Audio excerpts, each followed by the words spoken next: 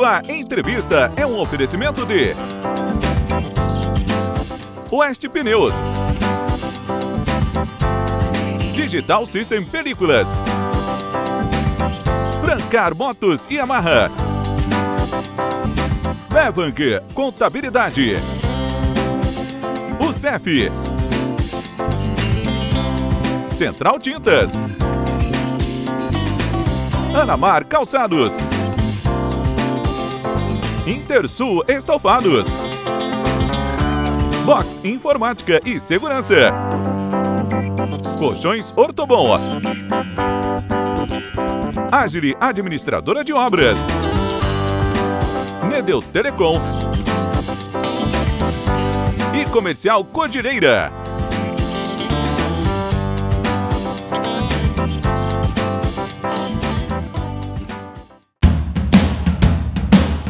Oeste Pneus, Centro Automotivo Multimarcas. Aqui cuidamos bem do seu carro com atendimento de primeira e serviços de altíssima qualidade. Pneus novos, geometria, balanceamento, suspensão, freios, conserto de rodas, higienização de ar-condicionado, troca de óleo, paletas, engates e reboque e scanner automotivo. Venha a uma de nossas lojas e agende uma revisão completa no seu veículo. Oeste Pneus, em Itapiranga, Iporã do Oeste, Mondaí. Os melhores serviços para seu veículo você encontra aqui. Grande abraço a toda a equipe da Oeste Pneus, Xandão, o Igor, o Rafa e toda a turma aí da Oeste Pneus, também o Paçoca. Grande abraço, e o Paçoca já participou das nossas transmissões de futebol durante o ano. Abração aí para a equipe da Oeste Pneus. Antônio, em algum momento, toda essa passagem, com todos esses problemas que o país vem passando, em algum momento você decidiu sair da Venezuela. Que momento foi esse? Qual fato que ocorreu que fez com que você tomasse essa decisão de sair do teu país de origem e vir para o Brasil? Olha, tínhamos um governo bem irresponsável em meu país. As empresas fechando, produção de alimentos fechando, textileria fechando, indústrias automotrizes fechando. Ações econômicas que ficaram na Venezuela eram muito baixas. Aquela lei de comércio, aquela lei da economia do mundo, ela aplica em todos os lados. Aumenta a demanda, baixa a oferta, mas se baixa a oferta, aumenta a demanda. No nosso caso, a oferta foi bem baixa. Muitas empresas fechando. O presidente culpava a todo mundo, a todos os empresários, de seus erros, sabe? Fechou muitas indústrias pioneiras na economia de nosso país. Aí, como eu te falei, eu era comerciante. Eu tinha uma papelaria muito frutífera, com muita produção, mas quando a economia vai baixa, a inflação vai se comendo todas as coisas, tudo vai descapitalizando, sabe? A última inversão que nós fizemos, eu me lembro, 375 mil bolívares em mercadoria. Mês depois, não um mês, eu acho que 15 dias, quando eu faço inventário, só tinha 500 mil e pouco de reais, de bolívares. Eu falei para minha esposa, olha, não é possível continuar nesta questão. Além disso, olha, a segurança social não era bom, não tinhas garantia de nada, hoje tinhas uma coisa, amanhã podias não ter nada. E nas primeiras conversações que minha esposa e eu fizemos, o princípio era Argentina. Vamos para a Argentina, vamos ver o que dá lá. Tenho amigos bons lá que ficaram com boa sorte lá, me fala ela. Eu ficava triste toda vez que nós falávamos desse tema, sabe? Olha, porque uma coisa que eu fiz na faculdade, quando eu iniciei na faculdade, o Gustavo, nos 6 meses de haver ficado lá na faculdade, haver entrado na faculdade, já era centro de estudantes, já era um líder da faculdade. Para você saber, minha esposa era professora na faculdade onde eu me formei. Nunca foi minha professora, graças a Deus. Ela era só professora de outra faculdade, de outra cátedra, vamos dizer, Ciências Contábeis e Administração, porque ela é licenciada em Ciências Contábeis. Ela nunca foi para a eletricidade, graças a Deus. Aí, ela me fala uma quarta-feira: ô Antônio, vamos embora ao sábado. Vamos embora para onde? Vamos para a Argentina. Já eu arrumei todo. Ela só me deu quinta, sexta. Para mim, me despedi de minha família e falar com minha amizade. Ela sabia que se me dava mais tempo, eu não saía do país.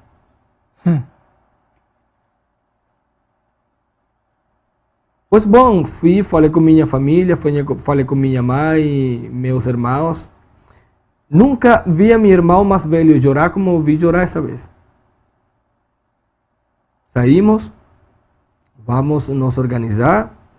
Eu me lembro que uma vez eu falei, tá bom, vou falar aquelas amizades mais perto, do partido político, poucas pessoas ficaram sabendo que eu ia sair do país. Aqueles adversários políticos que eu tinha, de oposição também, eles falaram que eu me vendi para o governo, que eu fiz uma coisa errada, que o Maduro me deu dinheiro e eu saí e já todo mundo vê o pouco dinheiro que tem Antônio aqui no Brasil. É uma coisa, a política dá para isso. Então, quando eu cheguei para casa, quando eu voltei para casa de novo, eu tinha todas as malas arrumadas.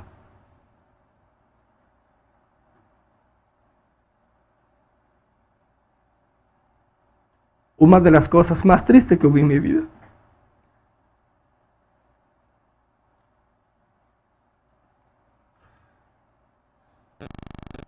Toma uma aguinha, Antônio.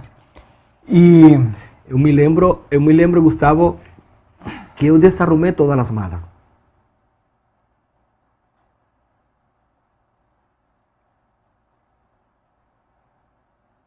Minha esposa nunca entendeu por que eu desarrumei todas as malas. Porque ela foi para a casa de a mãe dela, que morava perto da casa. Quando ela voltou, estavam todas as malas arrumadas, só que quando ela abriu de novo aquelas malas, estavam arrumadas de outra forma.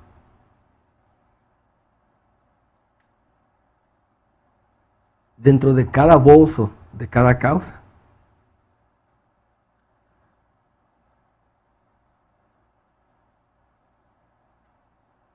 eu coloquei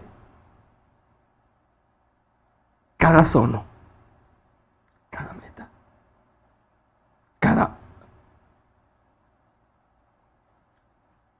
cada objetivo de vida.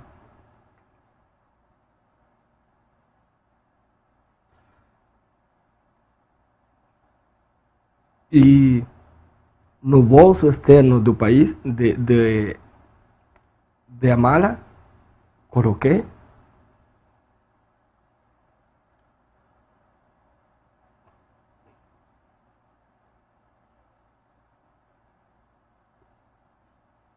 um papel.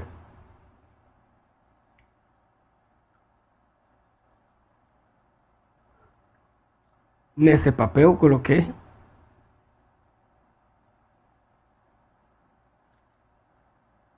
Venezuela, Anzoátegui, Miranda, Pariaguán.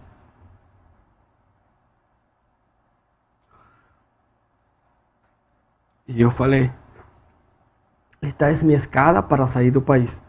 Primeiro escalão, Pariaguán. Segundo escalão, Miranda. Terceiro escalão, Anzoátegui. Quarto escalão, Venezuela, para me sair. Obrigado.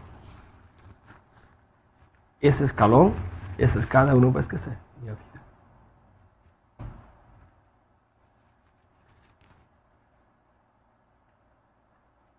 E agora vou subir esta escada. Eu quero um dia descer essa escada. E sair por causa de razões maiores, que não dependiam de mim de nada. Na economia, no chão, nas seguranças sociais, onde não tinha garantia de nada.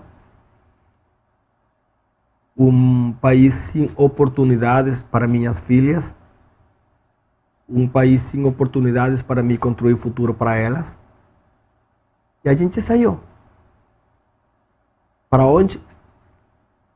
Hoje sei que é para Itapiranga. Não era para Argentina. Não era para a Argentina. E como é que foi a continuidade do Ayrton depois do seminário? Pois é, quando eu estava no seminário, né, eu vi uma reportagem sobre o SEJA, né, que o SEJA é uma coisa recente, aqui em Itapiranga, não sei quantos anos, mas não é tanto Antigamente tempo assim. tinha o NAIS aqui em Itapiranga, que hoje é o SEJA. Mas o NAIS era um sistema um pouco diferente. Mas era para formação mais Era também. acelerada, começou né? no Mobral, né, o Mobral, Mobral. depois o NAIS, daí o SEJA. Né. Mas assim, e daí eu vi que você pode estudar, né, você vai lá, pega a apostila, estuda, quando tiver condições, tu vai lá, faz a prova, né. Eu disse, não, é isso que eu quero, né? Porque eu sempre tive facilidade no aprendizado. Então, assim, no Rio Grande do Sul, na segunda série, eu tinha um caderno de 48 folhas. Então, eu não copiava assunto. Eu prestava atenção na aula, né? E assim que eu tinha compreendido a matéria, eu ficava lendo. Né? Então, eu lia bastante. Né? Mesmo aqui em Tunápolis, assim, eu devorava livros, né? Eu lia em tudo que é lugar. Eu lia no ônibus, quando era possível, né? Quando não tinha cento Eu e lia poucos, durante né? as aulas, né? Eu tinha um livro no colo, ou mesmo quando o professor estava explicando, eu estava lendo. Né? Eu lia em casa, viajando, enfim.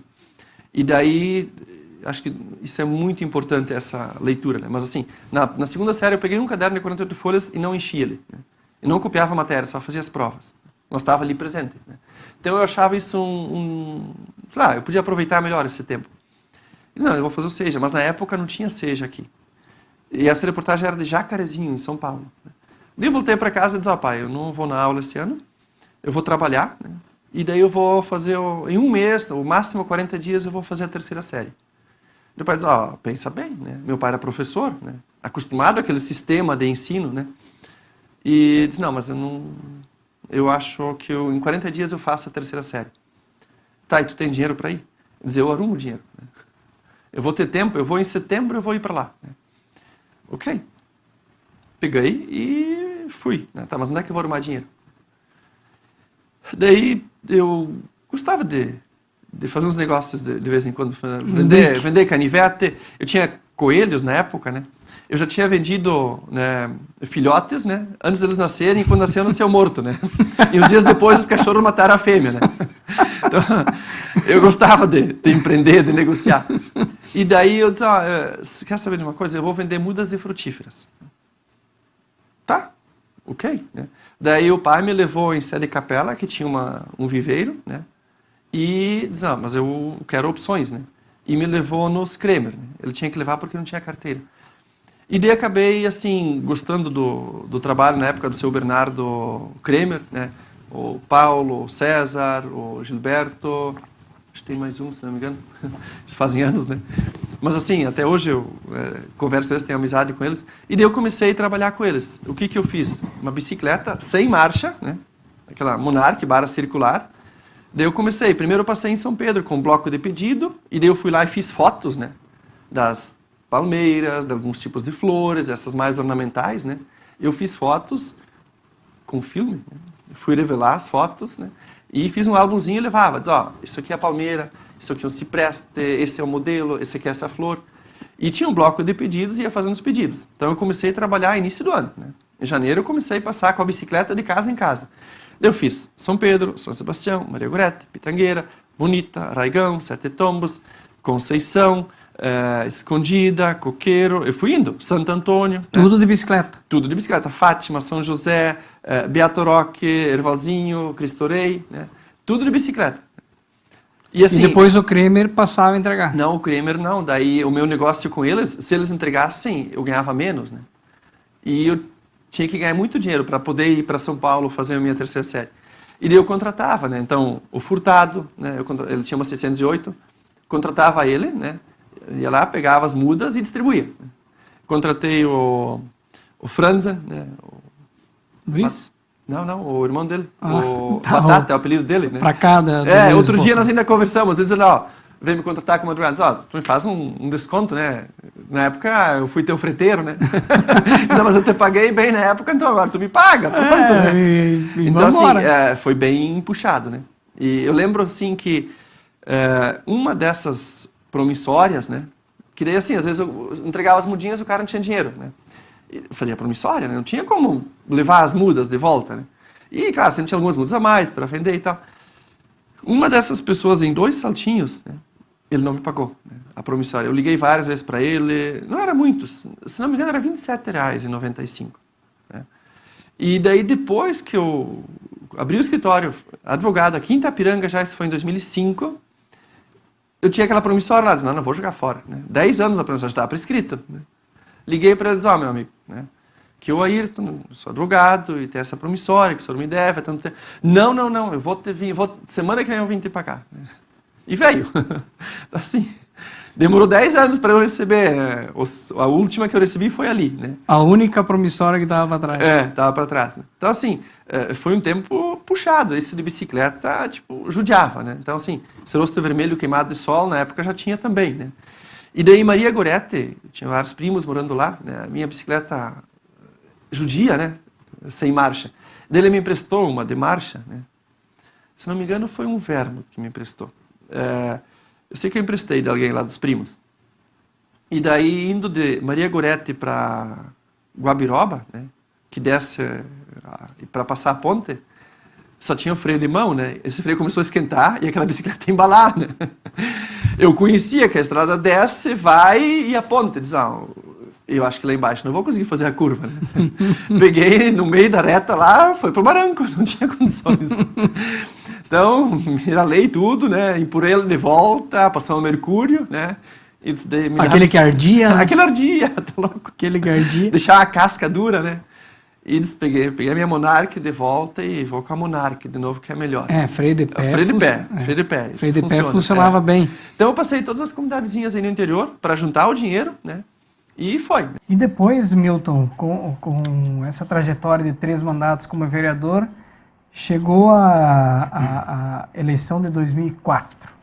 Essa eleição foi uma eleição que ainda hoje muito se fala dessa eleição, pela diferença de votos, até também pelo exemplo que o ex-prefeito também deixou, da pessoa que ele era e tudo mais.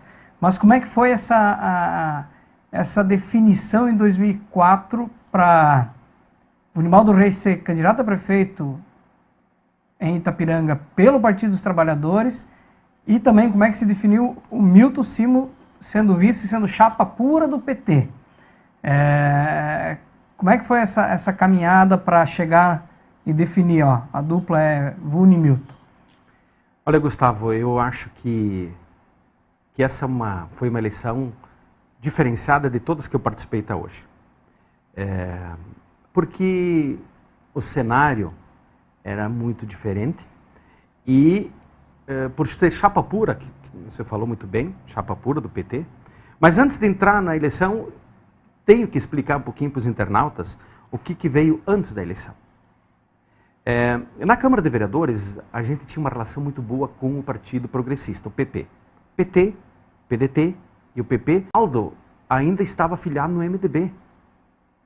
E eu trabalhava na Revenda Honda, onde ele era proprietário, junto com o irmão dele, o Maurício. Os dois, hoje, em memória, não estão mais em nosso meio. Pelo menos fisicamente, né? E eu era representante deles, de revenda de motos, consórcio, ajudava a cuidar o consórcio, enfim.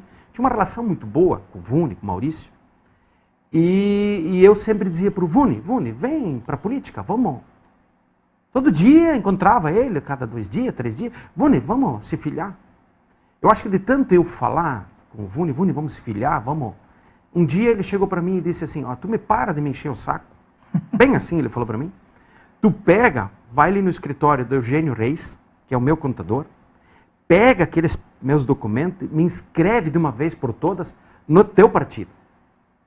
Nossa, saí correndo dali, sentei na máquina de datilografar, fiz a desfiliação do Vuni, a solicitação de desfiliação do Vuni do MDB. E fiz ao mesmo tempo a filiação do Vuni no PT. Mas por persistência, por insistência, pela relação que eu tinha com ele, né, de patrão e funcionário, uma relação de amizade, porque ele foi um patrão e todos que trabalharam com o Vuni, com o Maurício, sabem da admiração, e do zelo e do carinho que ele tinha por servidores, dos seus colegas de trabalho, os seus subordinados. Então eu tinha uma relação muito boa com ele. E acabei filiando ele no Partido dos Trabalhadores. Aí começou todo um trabalho dos outros partidos, especialmente o PP, que tinha maior bancada, que tinha maior número de filiados, que tinha relacionamento bom com o Vuni. Várias pessoas lideradas pelos líderes do PP. Destaco aqui a Elisa, que também não está mais conosco, né? O Esteira, que também não está mais conosco, o Escalão, e outras pessoas que eram muito ligadas no PP, que tinham relação próxima, né, com o Vuni. Eu sei que, inclusive, o Espiridião a mim ligou para o Vuni, na noite antes da convenção. Então foi todo um trabalho do PT, do PDT, do PP, Vinhati, Cláudio Vinhati, era muito próximo do Vuni. Pessoas assim, estratégicas, que nós botamos na linha para convencer o Vuni para ser candidato. Aí chegou o dia da convenção. Sociedade Recreativa Colping, a convenção da nossa coligação. Um domingo de manhã. E a chapa do governo da época, que foi para a reeleição, o prefeito era o Áureo, o vice era o Domicílio, a convenção deles era no CTG. E assim, Gustavo, na época, as convenções municipais, elas eram uma festa. Elas eram, até inclusive, se servia churrasco, tinha banda, né? E nós, sem recurso financeiro, fizemos no Colping, com um cafezinho, que o Celso Rambras me trouxe, da padaria, mais umas bolachinhas, e não tínhamos condição de fazer uma grande festa. E, do outro lado, tinha no CTG, Portão do Oeste, um evento grande, com muitas pessoas.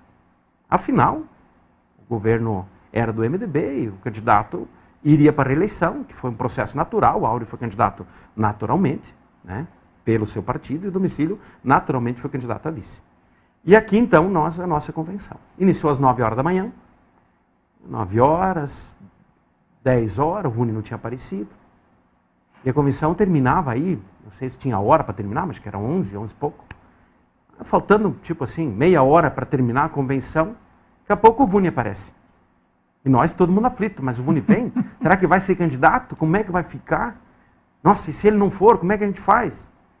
Estávamos na iminência, eu de repente ia ser candidato, ou Escalão, ou Esteira, ou Elisa, por ali ia ficar o caminho, né? Alguém teria que peitar, de repente, essa jornada. Quando o Vuni chegou no Colping, foi um alívio, assim. Nós estávamos aí na faixa de umas 100 pessoas, né? Eu sei que lá na outra coligação tinha mais de 2.000 pessoas naquele dia. E quando chegou o Vuni, assim, um alívio. Daí todo mundo, opa, o Vuni veio. Aí recepcionamos ele na porta, mas que bom. Eu não sei se eu vou ser candidato. Mas Vuni, pelo amor de Deus, vai de candidato, nós precisamos do senhor. E começou, então, aí daqui a pouco ele disse, então deixa eu falar lá na frente. Aí todo mundo, agora o Vuni vai falar. Foi lá, conversou um pouquinho, não tinha muita prática com o microfone, né? O Vuni era aquele jeito mais simples, né?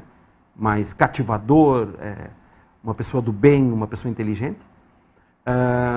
Começou a falar lá que ele ia então ser candidato. Aí, nossa senhora, todo mundo aplaudiu, abraço e tal. Mas eu sou candidato numa condição. Aí todo mundo achou, né? Ele vai de candidato pelo PT e o vice vai ser do PP ou do PDT. Alguém? Seria o processo natural, né? Aí o Vuni disse, não, eu sou candidato a prefeito, mas eu quero escolher meu vice. Aí ele disse assim, eu queria fazer uma reuniãozinha com os partidos antes, para eu dizer quem eu quero de vice, depois eu vou anunciar aqui. E ele chamou a liderança do PP e do PT, eu já nem participei mais, porque daí eu ia ser candidato a vereador de novo. Daqui a pouco me chamaram, lá no grupinho, lá no canto, e todo mundo esperando ali, né, a notícia do Vunibaldo, o que ele vai dizer. E aí me disseram, o Vuni te escolheu tu, tem que ser você. Eu disse, bom, para quem filiou ele no PT, para quem incomodava, o Vuni dizia, vai, eu não vou correr da raia, podem botar meu nome aí. Aí o Vuni foi lá na frente e anunciou para todo mundo, disse, Decidimos aqui, o PP abriu mão, o PDT abriu mão, eu quero Milton Simon, meu vice. Eu, na época, com 34 anos, ainda jovem, né? Mas com pique, com vontade, com dinamismo. Nossa, precisasse fazer campanha 300 dias, eu acho que eu queria 300 dias, né? E, então saímos de lá candidato. E escolhemos candidato a vereador, o PT também abraçou, foi na época 10 candidatos do PT, mas não me lembro exatamente quantos do PP, quantos do PDT, enfim, conseguimos fazer uma coligação bonita. E saímos dali, o Vuni disse, agora nós vamos no Coleman almoçar. Então vamos lá no Coleman almoçar. Almoçamos o grupo, a liderança dos partidos, comigo e com o Vuni, e vim para casa. Cheguei em casa 1h da tarde, por aí, mais ou menos. Em vez de descansar depois do meio-dia, eu comecei a fazer visita no bairro do Parque. Até as 10 horas da noite, eu visitei todas as famílias do bairro do Parque, anunciando a candidatura do Vuni e eu de vice. Todas as famílias eu visitei com uma visita rápida, sucinta e pedindo apoio. Enquanto outros estavam comemorando, convenção, alegria, eu já estava trabalhando. E assim não foi diferente toda a caminhada. Ficamos, na época, a campanha ela era de 100 dias. 100 dias, 3 meses e pouco, eu fiquei os 100 dias fazendo campanha. Praticamente visitei Itapiranga 2 vezes. Primeiro por coleta de sugestões para o plano de governo, que fazíamos coleta de sugestões em todas as comunidades, e depois os comícios, que era uma grande festa. Então aquela eleição realmente foi muito trabalhosa. E aí teve o seu resultado, Gustavo. Disputamos a eleição palmo a palmo com o prefeito da época e ganhamos a eleição por 65 votos no total. Telmo, por alguns anos aí o senhor escreveu uma coluna no jornal aqui da nossa região. E essa coluna era bastante conhecida por várias histórias que o senhor contava lá.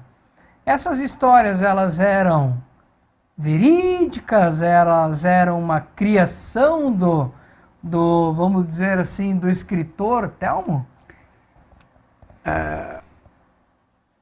Várias. A maioria delas eram verídicas. Tu quer ver uma coisa? Eu contei todos os acidentes de avião que deu em Itapiranga. Deu 4 ou 5 de aviões que caíram em Itapiranga. Então contei, entrevistei testemunhas da época, tudo mais, né? Então, o nome dessa coluna era Em Algum Lugar do Passado, né?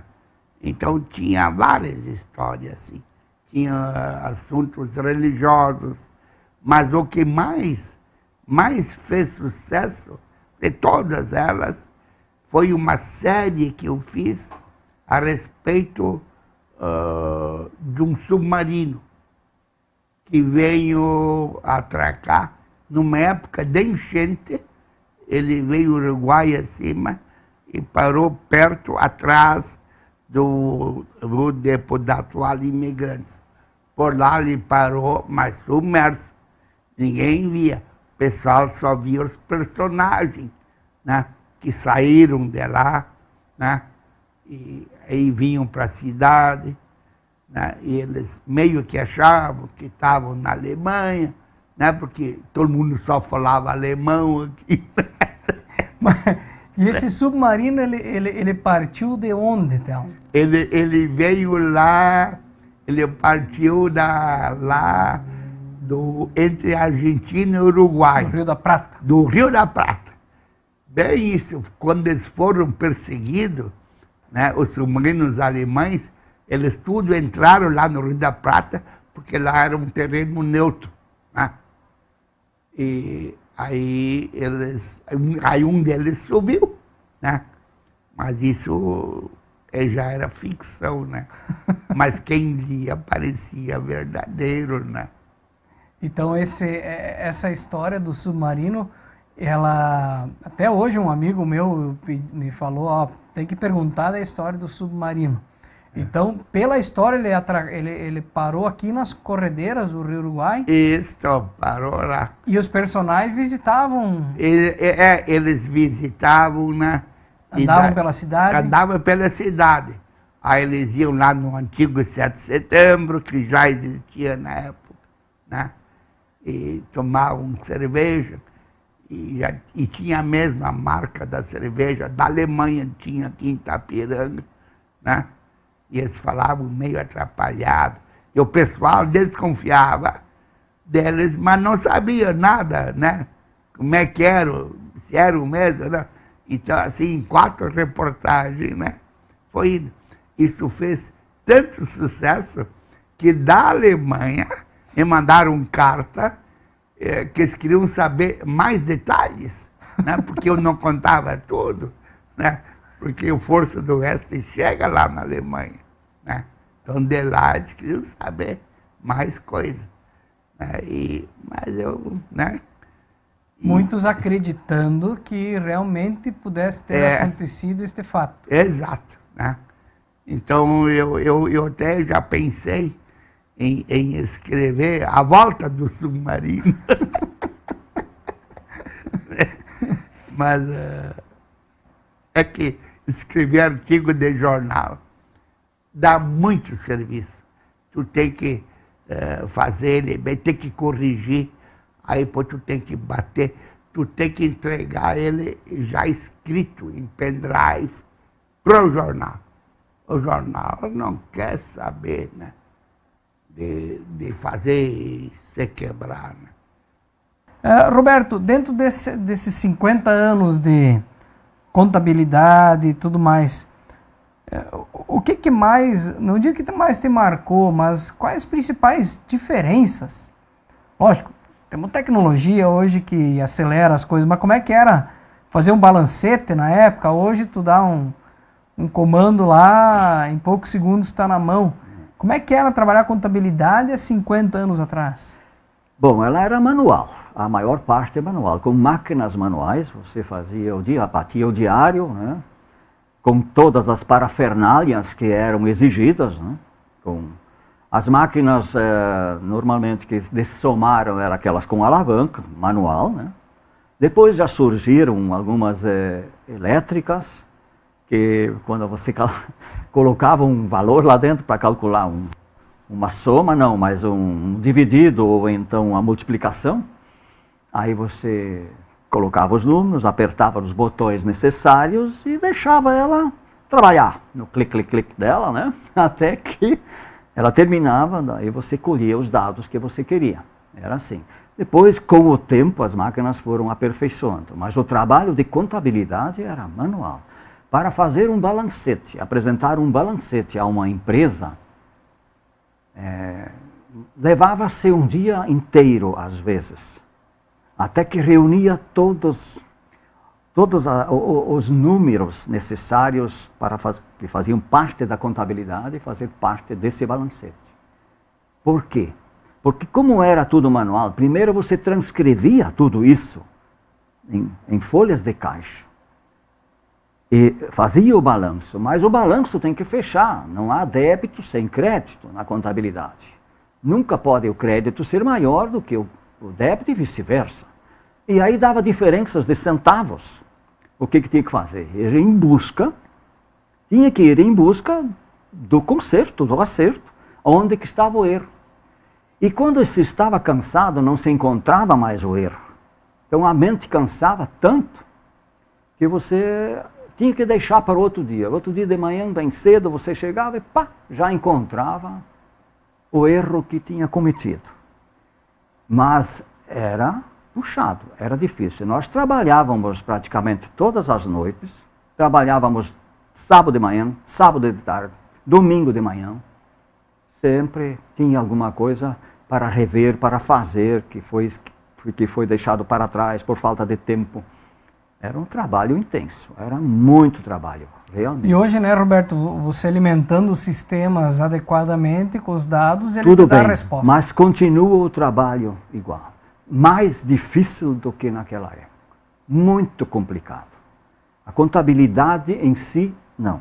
Mas a parte fiscal é muito complicada, totalmente diferente. Para fazer um balancete é aquilo que tu disse, aperta num botão do equipamento, pronto, está com o balancete, com todos os dados da empresa. Mas para fazer contabilidade hoje, trabalhar em contabilidade é um estresse, é muito estresse. Isso que eu ia te perguntar, Roberto, o governo ajuda ou atrapalha o contador? Ajuda a complicar. Complica demais. É impressionante. Aí você pode ver, faz 40 anos que é para fazer querem fazer uma reforma tributária. Até hoje não fizeram. Por quê? Não sabemos por quê. E esta reforma tributária, que seria para facilitar a vida das empresas, porque hoje eles têm que fornecer muitos dados, eles têm que fazer lá na empresa, fornecer os dados para o contador. Eles também não conseguem, porque é uma complicação tremenda. E principalmente nas pessoas de mais idade. Então, o computador veio a atrapalhar alguns. Embora uns tenham maior facilidade e estudam e querem aprender, mas sempre tem aqueles que têm um pouco de reserva do computador. Ainda bem que os jovens têm uma facilidade tremenda para fazer esses trabalhos. Desde pequeno, parece que já nascem sabendo, né? Eles nascem meio pronto. Veja a diferença. Hoje tu vê crianças com 1 ano lá com celular na mão. Né? E sabendo como mexer. Mexer, como fazer. Eu, quando tenho dúvidas, eu perguntava para minhas netas, que tinham 4 anos, 5. Tinha algumas dúvidas, que naquela época, não faz muito tempo que existe o WhatsApp e companhia limitada, né? Então, veja a diferença daquela época e de hoje. Temos um recado especial aí da Comercial Cordilheira. A Comercial Cordilheira está localizada em local de fácil acesso às margens da SC 163, em linha Cordilheira.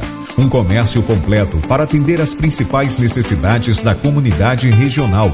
Aqui você encontra completo mercado, produtos agropecuários e loja de confecções. O mercado oferece um mix completo de produtos com preços bem atrativos. Na agropecuária, você encontra fertilizantes, sementes de milho e pastagem, medicamentos veterinários, ferragens, botas de borracha e EVA. Somos representantes de rações da marca Agrobela, produto de qualidade e resultado garantido para a produção leiteira.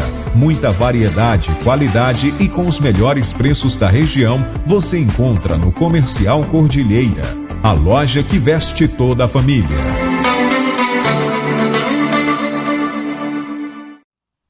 Grande abraço ao Lírio, também a Patrícia da Comercial Cordilheira. O CEF aqui de Itapiranga, com vários cursos à disposição. Agora está chegando o final de ano, final de semestre, mas início do ano abre novas turmas. Procure através do site, o cef.edu.br, veja todas as possibilidades para você ingressar no ensino superior, na pós-graduação, através da UCEF aqui de Itapiranga. Box Informática e Segurança, você que precisa reformar seu notebook, seu computador, leve até a Box ali na rua São Jacó, fale com o KEG, toda a sua equipe e faça um orçamento, faça um bom negócio. O pessoal lá é top na manutenção de computadores.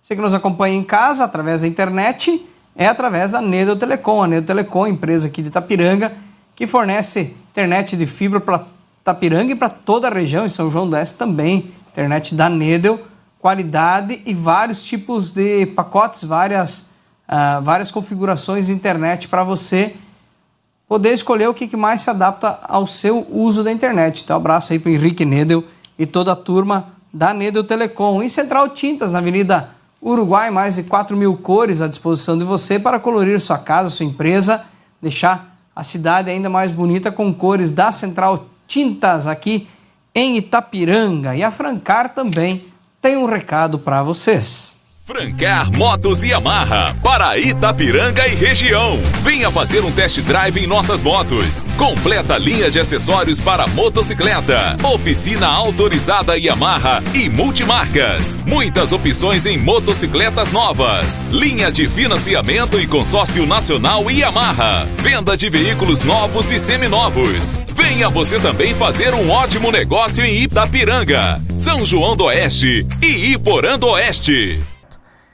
E Círio, ponte sobre o Rio Uruguai. Tanto se fala há tantos anos e agora existe novamente esse movimento, pelo que se vê na imprensa, que esse movimento estaria um pouco mais avançado, maior, com apoio de alguns setores, algumas associações. Como é que você vê esse assunto? Ponte sobre o Rio Uruguai aqui, Itapiranga, Barra do Guarita. Bom, Bernardo, o que eu vou te dizer assim, o que eu acho, né? E a ponte vai vir. Mais dia, menos dia, ela vai vir. Quem não vai gostar? Quem não vai gostar? Te pergunto. Bom, de repente, se ela retardar, beleza, para mim, para minha família, nós que somos donos, mas ela vai vir e eu não tenho nada que eu possa fazer para impedir dela vir, tá? Ou forçar ela a vir. Se eu quisesse a ponte, se eu pudesse, tivesse algum poder, eu não tenho poder nem para trancar, nem para apressar. Isso é uma coisa que vai vir. É uma coisa que não... como é que eu vou te dizer assim? Que já está traçado. Assim como amanhã vai ser um novo dia, já está traçado que a ponte amanhã depois sai. Tá? Uma beleza. Tá? O que o Círio está fazendo? O Círio já está se preocupando. Assim como você vive do quê? Você vive do teu trabalho aqui, mas eu não posso fazer um outro trabalho? Todos nós. Tem que se preparando. Tem que se preparando, lógico. Nem todo mundo tem barca e estão vivendo. Por que nós não vamos viver? Né? Então a ponte é assim. Mas eu analiso, às vezes, quando falo pessoa, o que tu acha da ponte? No caso, a tua pergunta, o que acha da ponte? Tu veja uma coisa, vamos botar uma situação. Tanto se falou da federalização da rodovia a 163 Itapiranga, São Miguel do Oeste. Chegou na mesa do ministro, o que aconteceu? Ficou parado lá. Ficou parado por quê? Porque o governo não tem dinheiro. Aqui, o governo federal tem que pegar, assumir e tem que arrumar, porque o estado que está requer. E até para reenquadrar ela para uma federal, né? O trecho aqui até Iporã até é mais largo, tem acostamento, mas de Iporã a São Miguel não tem nem acostamento. Não tem acostamento, então eles vão ter que arrumar a rodovia. E pelo que eu sei, é o que o ministro disse, ó, não assino porque eu não tenho dinheiro para arrumar. Por que eu vou assumir uma rodovia se eu não tenho dinheiro para arrumar? Mas vamos subindo. Vamos subir. Vamos subir São Miguel até Dionísio. Quantos anos fazem que eles estão lidando nesse trecho? Para duplicar. E o estado está péssimo. E não faz muito tempo agora. Retomaram a semana passada. Um mês atrás, 2 meses atrás aí, eu passei ali zerado. Está péssimo o estado. No Paraná, parado, zero parado. Eu fui Cascavel ali, também parado. Então, daí o pessoal, se nós não temos rodovia, vai sair a ponte? É difícil. E ali cruza todo o movimento que vem do Rio Grande do Sul, da 386, tá? Que vem Chapecó, Maravilha, São Miguel, tudo a produção que vem do Mato Grosso, que está... Mato Grosso, Paraná, Paraguai, que vem por aí. Paraguai, inclusive isso, Paraguai, vem na região aqui, que vem com produtos, milho, principalmente, né? Cai tudo ali nessa rodovia. 50 quilômetros eu não consegue fazer. Todo o Rio Grande do Sul que vem pela 368, né? 386, 386, Iraí, né? 386, Iraí, e vem aqui a São Miguel. Agora estão fazendo essa rodovia. Aqui de São Miguel a Chapecó, né? Estão melhorando. Então, assim, e eu ainda, mais um detalhe, eu acho Eu, pessoalmente, acho. Não sei. Nós temos aquela ponte de Iraí, como tu falou antes, ela ficou 6 meses para uma reforma. Não sei quando, eles vão ter que reformar de novo. Eu tive na Volvo, em São Miguel, uns 4, 5 meses atrás, e daí comecei a contar os carros que passam em frente à Volvo. Sentei lá, comecei a contar.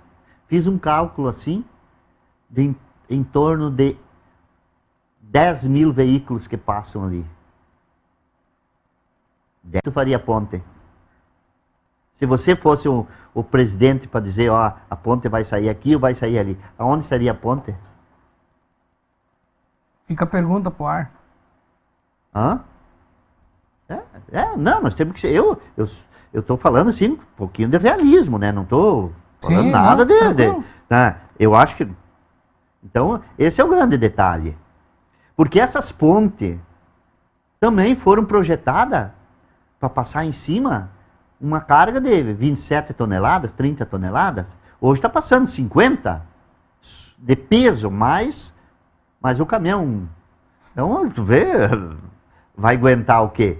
E o fluxo de 30 anos atrás, 25 anos atrás, é quanto? E hoje as pontes o fluxo, são as mesmas, né? As pontes são as mesmas. Então não é por nada que nossos asfaltos estão tudo detonados, as nossas pontes estão... Por quê? Porque a quantidade de tráfego e o peso que elas têm que absorver... Em 75 foi quando construíram, o pai mandou construir essa balsa, Itapiranga. Cruzava aqui, um caminhão grande era um truque. Que cruzava com 15 toneladas. Hoje cruza os caminhões que estão com 40 toneladas. E mais o caminhão. Então, uma diferença. É uma diferença e é um diferencial. Então, o que vai acontecer? Ponte. Vai acontecer, sem dúvida nenhuma. E vai ser bom. Vai ser bom. Pode ser ruim para mim, mas vai ser bom para todo mundo. E eu tenho que... A família vai ter que se adaptar à realidade. Mas todo mundo tem o seu ramo. Meus irmãos, todo mundo, os filhos já tem uma médica, outro dentista, outro tem loja, outro tem isso, tem aquilo. Todo mundo está se virando. Né? Então, não é uma coisa que você está parado no tempo só barca. Não. Simplício, no ano 2000, então, finalzinho de 2000, começou a tua história dentro do Cicobi, onde hoje o senhor é o presidente eleito. Pois é. Mas como é que foi esse início, essa trajetória dentro do Cicobi, até ter as interrupções ali no meio que aconteceram algumas? Como é que foi? Como é que foi ir para o Cicobi? Veio um convite, tu mandou um currículo? Como é que foi essa entrada no Cicobi? Veio um convite. Era um evento na época da secretaria. A gente sempre fez um trabalho, tinha uma preocupação partidária, né? Tem um evento que aconteceu aqui no Clube Imigrantes, e aí estava lá o presidente Beto, né? E o presidente Beto me convidou, né? Na época estava sem assessor técnico e pediu que eu me enquadrava me contou que eu me enquadrava no perfil que ele precisava, e que ele estaria me convidando, pediu a minha formação, e numa conversa posterior ele já, né, introduziu o assunto sucessão. E imagina, eu naquela altura, né, eu comprei aquela ideia com muito entusiasmo, porque o primeiro aspecto, né, que tinha que cumprir era a formação. Eu era formado em administração naquela época já, né, e aí fui convidado para entrar dentro da cooperativa, fazer uma carreira lá dentro e começar bem lá, né? Comecei como assessor técnico, fazendo visitas continuei fazendo aquilo que eu gosto, né? De ir lá no interior, conversar com o associado, com o produtor rural. Na época a gente financiava muita vaca de leite, né? E a gente tinha um relacionamento muito próximo com o associado, tal. Fiquei muito feliz com aquela possibilidade, mas já imbuído daquele desafio a partir daquele momento lá do primeiro convite, assim, no sentido de me preparar para suceder, né? E eu levei muito a sério toda aquela questão. Eu entrei no dia 20 de novembro de 2000. Não esqueço a data, porque foi também o dia que eu parei de fumar, né? Eu fiquei imaginando na época, e também foi dito para mim que dentro do ambiente da cooperativa eu não podia fumar. Na época ainda não era lei, né? Mas se zelava por um ambiente sem fumaça dentro da cooperativa. Até então era tudo normal. E eu fumava, em média, uma carteira e meia de cigarros por dia. E a partir daquele dia eu adquiri o hábito de tomar água. Então tomo muita água e substituí o vício do cigarro por água, que acabou ajudando para eliminar também a nicotina do meu corpo. E foi assim, na verdade, iniciei uma trajetória nova, né? De novo, né? Imbuído de que o que passou, passou, né? E vamos estar num novo desafio, construindo uma trajetória totalmente nova, numa área totalmente diferente. E dentro do cooperativismo eu tinha tido já uma experiência anterior, mas não como aquela, né? Porque o cooperativismo, quando ele é injetado na tua veia, parece que ele começa, ele é cativante, porque no final você sabe, independentemente do que você estiver fazendo, você sabe que vai estar trabalhando em prol da coletividade. E isso não tem, para mim não tem razão melhor, né, do que você fazer algo, né, do que saber que ele está fazendo bem para alguém, né. Então isso foi realmente cativante, foi muito bom, e eu levei muito a sério, né, esse período a partir daquele dia 20 de novembro de 2000. E por quanto tempo você ficou com essa pasta, ou esse cargo de assessor técnico visitando as propriedades? Foi um longo período? Quanto tempo foi nessa parte? Pois na época, o cargo de assessor técnico, ele fazia os projetos, fazia as fiscalizações, fazia o acesso a crédito, né? E foi por um longo período. Se eu para te dizer agora quantos anos eram, eu não sei nem te dizer, mas por volta de 4, 5 anos, acredito. Uhum. E aí eu tive...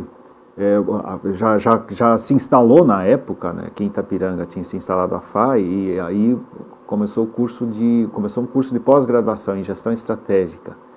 E eu até então só tinha feito cursos longe, né, e aí eu me desafiei e fui fazer o curso de pós-graduação de gestão estratégica, e foi assim também um avanço assim significativo para mim enquanto pessoa, porque eu estava me profissionalizando na área de gestão, coisa que eu tinha experiência, que não era aquilo que eu estava fazendo naquele momento, mas também me permitia, né,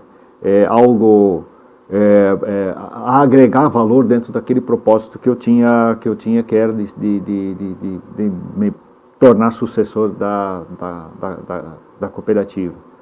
Tive também naquele período a oportunidade de fazer o Empretec, que é um programa do Sebrae. Também fiz esse curso aí. E o Empretec, ele te joga, né, te desafia. E aqui eu acho que dá para até comentar, né, das pessoas que tiverem oportunidade de fazer o Empretec, que façam porque vale a pena. É um programa, eu acho que para mim fez muita diferença, porque ele na verdade ele te coloca de frente para a realidade como ela efetivamente é, né? E que muita coisa depende de você, das tuas atitudes, né? É praticamente agora tu vai e te vira. Isso aí. Né? Eu tive a oportunidade de fazer em Mondaí esse curso, para ter ideia. Eu fiz aqui em Itapiranga, na época também no ambiente da FAI. E aí, em seguida, já apareceu o desafio de dar aula na FAI Faculdades, né? Dar aula na FAI Faculdades. E aí já entrou o mestrado. Mestrado que eu tive que fazer acesso, já foi por prova, mas foi lá em Biguaçu, eu consegui acesso na Univale em Biguaçu, e aquele período lá do mestrado, e aí eu tive que pedir a possibilidade de reduzir a minha carga horária dentro da cooperativa para poder me preparar, e isso também me foi concedido. Eu sou muito grato a tudo isso, né? Que eu tive muita oportunidade dentro da cooperativa, e eu fui autorizado a reduzir o meu tempo de trabalho de 40 para 20 horas para mim poder estudar, porque as aulas eram segundas à tarde e terças de manhã em Biguaçu. Biguaçu fica na Grande Florianópolis, então tinha que ir a Florianópolis e voltar um pouquinho. Mas, Áureo, me conta como é que foi esse teu início na política. Como é que tu se inspirou em alguém? Tu achou, não, eu quero revolucionar esse negócio aqui? Como é que foi, como é que surgiu essa vontade, esse querer ser político ou entrar definitivamente para este ramo? Na verdade, teve muitos fatores que contribuíram para você. Uma era principalmente porque eu era uma pessoa que sempre gostava de lidar com o povo, com pessoas. Tanto é que eu era já a tempo dos meus filhos na escola, depois de ter meus filhos lá, eu sempre fazia parte da diretoria da APP, da diretoria da igreja, né? do antigo Ameriquinha, tinha lá o futebol, nós sempre também levávamos os filhos para lá e para cá. Então, sempre estava envolvido com alguma coisa. E ainda no tempo, quando eu trabalhava na Safrita, aí um dia, eu faço no aniversário, dia 12 de novembro, que é o último dia, na época, de fazer propaganda política, porque a eleição naquela época era dia 15 de novembro. Esse ano que foi uma exceção, aliás, a última, né? Porque ela sempre depois foi para outubro. Mas naquela época era sempre dia 15 de novembro. Aí um dia, a direção da Safrita me chamou e disse assim, Áureo, a empresa está apoiando um candidato a vereador e eu gostaria que tu ajudasse ele. Com o pessoal aí na empresa, que tem, no frigorífico que trabalhava na época, 200 e poucos funcionários. E aí ele vai pagar um chopp, aí vocês se reúnem ali no campo de futebol, da Safrita, ali embaixo. Ainda tinha as antigas olarias dos PIS ali, não é que nem hoje, né? Tinha aquelas olarias ali. Daí fizemos ali um encontrão, aí o candidato a vereador veio falar, e eu também falei, a pedido da direção. Sabe, aquilo lá, fiquei pensando assim, mas por que eu? Né? Mas isso parece que foi uma sementinha que foi crescendo aos poucos, né? Até que um dia eu pensei assim, você podia fazer para os outros, por que não faço para mim mesmo? Né? Como a minha atividade facilitava também o contato com as pessoas, por causa que o bar tinha muita frequência, e acabou, por influência principalmente do Gilberto Henks e do Almiro Miller. Os dois eram do MDB, e daí, tu podia ser candidato a vereador. Aí o Gilberto disse assim, tu vai para vereador agora, e depois tu me ajuda para ser candidato a prefeito. Fomos eu e o Almiro, morando na mesma casa praticamente, fomos os dois candidatos a vereador. Ele foi o mais votado, o Almiro, e eu o segundo mais votado. Na mesma casa, no mesmo partido. Então, depois mais a política traz essas coisas, que acabou tendo muita divergência por causa da candidatura a prefeito, né? Que o Gilberto se impôs praticamente de ser o candidato, e ainda eu acho que na época era o único que poderia mudar, porque não tinha mais eleições a prefeito há 20 anos. E aí o Almiro também gostaria de ser. Aí o Tancredo Neves acabou assumindo, daí foi, não, agora vai ter eleições de novo nos municípios. Até a eleição vão nomear os novos, os interventores, até a posse do novo eleito. E aí, então, era para ter sido o Almiro Miller o indicado para ser o prefeito nesse período até as eleições. Só que aí acabou dando tudo zebra, porque o Tancredo mudou essa prática e não teve mais. Aí brigaram e se separaram. Cada um, o Almiro trocou de partido e o Gilberto ficou. Então ele foi candidato a prefeito. Então, durante esse período, quando eu estava na cooperativa, aí eu já era vereador, porque daí foi de 6 anos de vereador. Porque na época eu fui eleito 4 anos, e aí em função dessa tempo do Sarney, que mudaram de 4 para 5 anos o mandato, aí nós fomos prorrogados para mais 2 anos, até coincidir com as eleições de 85. Professor Roque, em conversas com amigos meus e conhecidos, escritores e pessoal que trabalha nessa área aqui na nossa região, muitos nos dizem que a Bíblia sobre a história de Porto Novo foi escrita pelo senhor. Como é que se concebeu esse livro, Documentário Histórico de Porto Novo? Bom, então vamos começar lá nos tempos antigos, né? Quando eu comecei a minha vida de estudante de curso superior, curso de História e Filosofia, Palmas, Paraná, eu tive a sorte de pegar 2 ou 3 professores de cara, assim, muito bons nas cadeiras que deram. E conseguiram provocar a gente para fazer alguma coisa na área de história, mas eram professores ali. Uma das cadeiras era metodologia, que eu gostei muito, que abriu assim um horizonte de como trabalhar. A professora lá foi muito clara, muito precisa, muito didática. E um outro professor que deu uma cadeira que se chamava historiografia, que é a descrição dos documentos, por aí, como você pesquisa. Por exemplo, vai no cemitério, pega lá lápide de sepultura, lá como é que você tira os dados históricos. Você vê um livro velho, ou uma carta, uma coisa assim.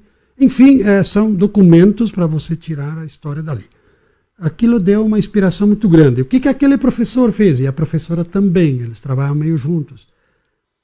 Eles pediram para produzir um trabalho sobre a história da nossa região, dos alunos, cada um na sua região, dentro da metodologia científica que ela estava ensinando lá. Que a professora estava ensinando. A professora então aproveitou, fez um trabalho interdisciplinar ali, os dois. Fazer um trabalho das origens da nossa história. Então eu comecei a perguntar algumas coisas para o meu pai em casa, até que ele sabia muita coisa. Mas quando a coisa ia para o geral aqui de Porto Novo, ninguém sabia nada. Assim, ficou essa impressão, claro que tinha gente que sabia, mas para mim ficou a impressão que isso era um mundo desconhecido. E para a grande maioria era mesmo. Pouquíssimas pessoas ainda sabiam contar alguma coisa como foi, como não foi. E aí me deu a ideia.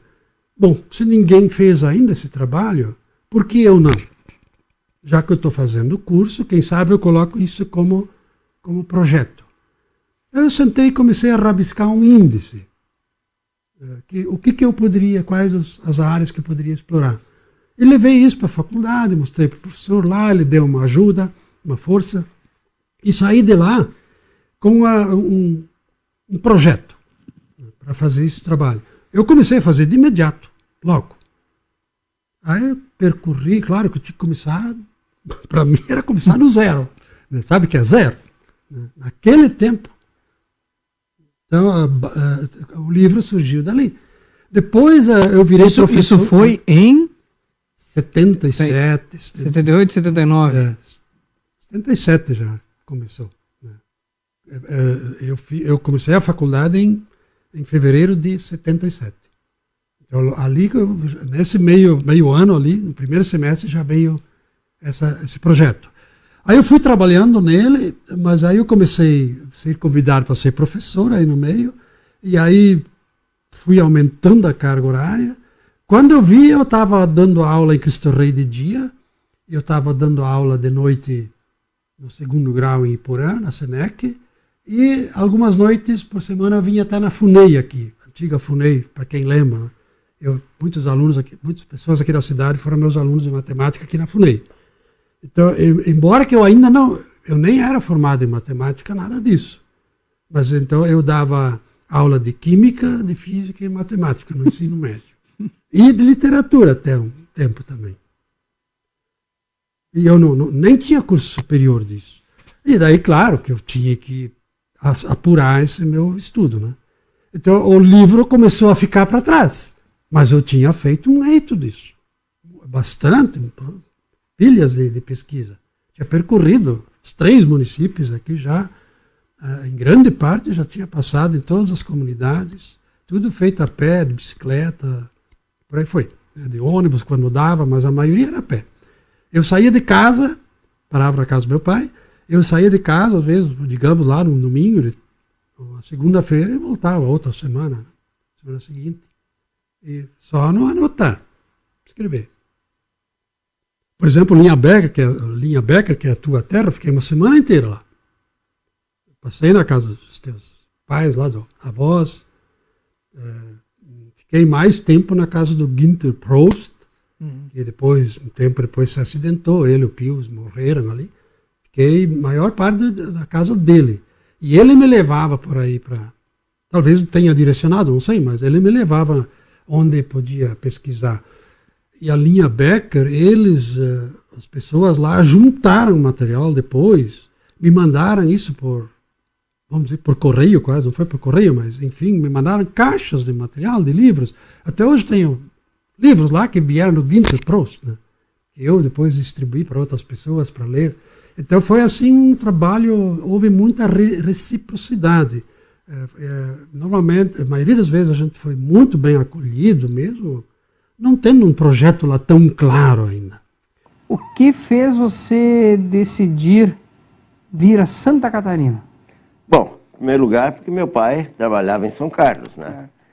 Daí um dia eu tinha ido visitar meu pai e um viajante de laboratório, que era amigo do meu pai, e minha mãe tinha uma farmácia lá também, que minha irmã, essa que tirou bioquímica, ela era responsável pela farmácia, minha mãe que cuidava dela. Então esse viajante vinha vender remédios, medicamentos, e ele falou para o pai que em São Miguel estavam procurando um médico em São Miguel do Oeste.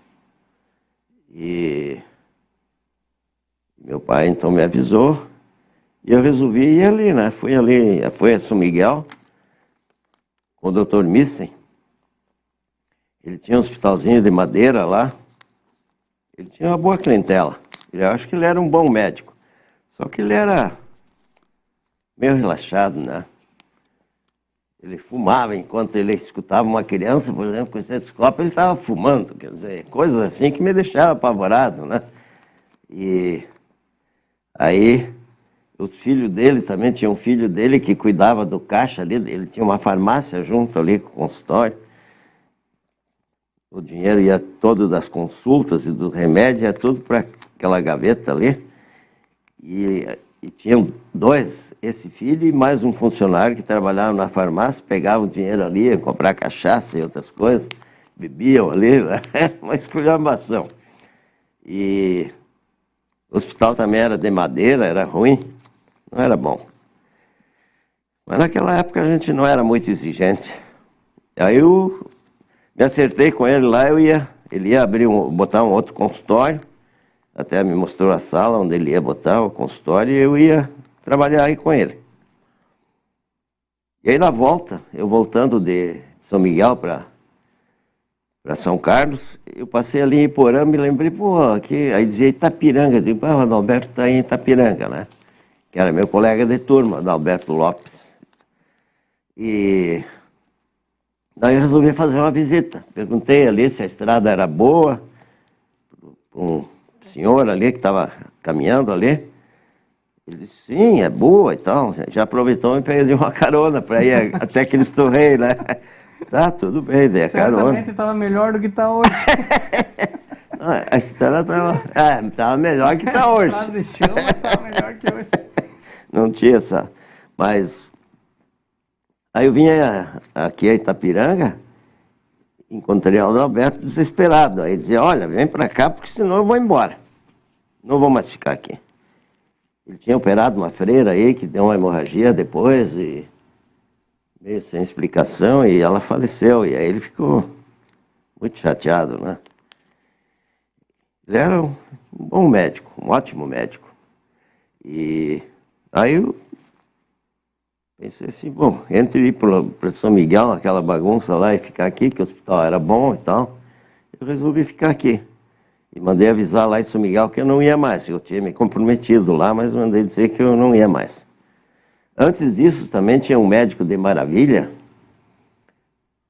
um polaco.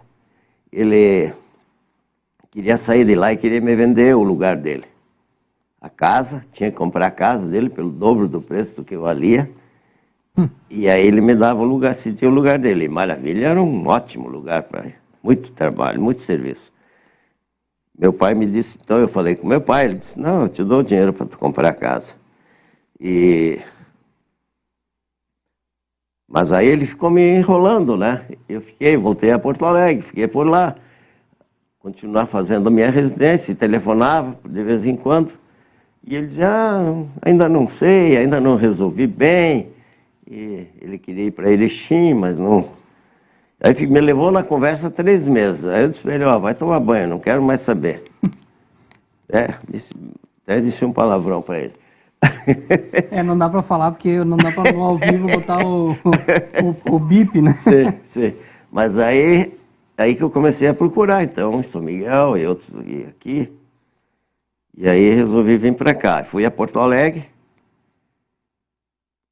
Eu tinha uma filha já, que era a Paula, que nasceu em março daquele ano, tinha 2 meses.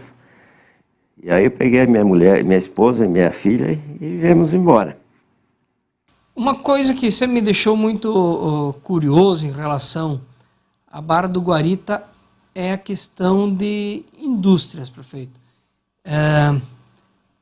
Existem trabalhos feitos, já foram feitos trabalhos da gestão pública em busca de trazer alguma indústria para o município? Por exemplo, se nós formos um pouquinho adiante, até Vista Gaúcha, por exemplo, tem algumas indústrias lá instaladas ou se instalando. Por que essas indústrias não andam esses 15, 20 quilômetros a mais para vir até Barra do Guarita? Qual é o grande tchan do negócio que falta para nós podermos ter indústria de médio e grande porte aqui em Barra do Guarita? Das conversas que eu tenho tido com empresários que poderiam, daqui a pouco, fazer um investimento em Barra do Guarita, sempre vem à tona a questão do custo de produção, a questão de logística.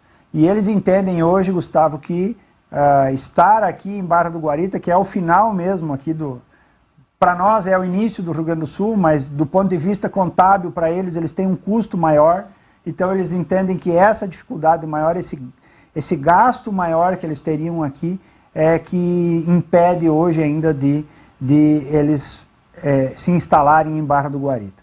E um desses é o motivo pelo qual nós estamos nesse projeto grandioso que acreditamos que vai acontecer, que é a nossa tão sonhada ponte aqui no Rio Uruguai. Porque ela vai nos tirar da condição de final de linha e vai nos colocar numa condição de estar competindo e, aliás, passaremos a estar numa área geograficamente muito interessante para centenas de empresas. Evidentemente que eu não estou falando que centenas vão vir, mas vamos passar a ter aí muitos interessados por se instalar em Barra do Guarita, porque daí nós passamos a ser um local geográfico interessante para que, com uma possibilidade aí de atrair muitas empresas para o nosso município. A questão da ponte não deixar para o último bloco, prefeito, não desenvolveu bastante esse assunto. O senhor já teve contato com empresários para tentar trazer? Já tivemos contatos com vários empresários, mas nós esbarramos nessa situação, na condição de que hoje fazer um investimento em Barra do Guarita é aumentar o custo de produção e o que eles não entendem que não é possível fazer agora. E o município, de alguma forma, teria algum tipo de investimento por parte do município, algum fomento para alguém se instalar? O município poderia auxiliar em algumas situações. Claro que o município não pode competir com outros grandes municípios, Sim, né? claro. Mas o município de Barra do Guarita inclusive tem condições de poder auxiliar alguma empresa que venha se instalar em Barra do Guarita, avaliando essa questão toda jurídica, né? Mas tem condição financeira também para poder auxiliar, mas esbarramos nessa situação de custo de produção. Isso, claro, que é muito importante para todo empresário que tem o seu negócio. Hoje vocês têm uma ideia, dentro da administração, quantas pessoas de Barra do Guarita trabalham em Itapiranga? Aproximadamente 600 pessoas de Barra do Guarita. Que trabalham aqui em Trabalham aqui em Itapiranga. É bastante, né? Sim, dá 15% da população praticamente. É um número considerável. E deixa eu te fazer uma pergunta que não sei se está na nossa sequência. Mas quando é que Porto Novo virou Itapiranga? Porto Novo vira Itapiranga em 1929. Temos uma imagem mais adiante, mas podemos tranquilamente falar nela. Mas senão a gente pode deixar para depois mostrar Não, mas a imagem. eu acho que é importante, eu acho que faz parte dessa nossa cronologia. Em 29, isso confunde muitas pessoas. Acho que é uma questão muito sensível. Porto Novo passou a ser Itapiranga em 29, ocasião em que esteve em Itapiranga um cara chamado Adolfo Conder. O Adolfo Conder, na época, ele era o presidente de Estado de Santa Catarina. Hoje a gente denomina essa função de governador do Estado. Uhum. Mas antigamente era o presidente de Estado de Santa Catarina, numa expedição por todo o Estado. Foi a primeira comitiva que fez, então, uma grande visita por todas as regiões. Então, ele visitou São Carlos, visitou Mondaí, Porto Feliz, visitou Porto Novo.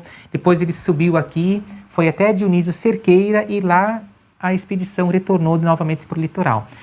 E naquela ocasião, foi uma sugestão do Adolfo Conder, isso a Maria Rode, no livro Espírito Pioneiro, ela descreve espetacularmente bem.